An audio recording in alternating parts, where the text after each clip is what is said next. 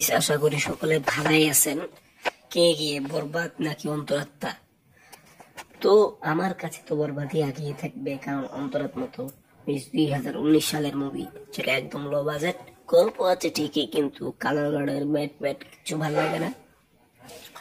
তো যারা এই বাইরের মুভি দেখেন না, শুধু বাংলাদেশি মুভি দেখেন, তাদের কাছে হয়তো অন্তরাত্মা ভালো লাগবে। কিন্তু যারা কেজিএফ দেখেছেন, পুষ্পা দেখেছেন, বরবাদ দেখেছেন, এদের কাছে হয়তো এই ছাগল ভালো লাগবে না। অন্তরাত্মা অবশ্যই বরবাদ। এই যে অন্তরাত্মা একটা ভালো মুভি, এটা যে বছরের শুরুতে দিত তাহলে কোনো সমস্যা আছে না, তাহলে বরবাদের সামনে। কারণ দরদের পরে অন্তরাত্মা, আমার মনে দরদের থেকে অন্তরাত্মা অনেক বেটার ছিল।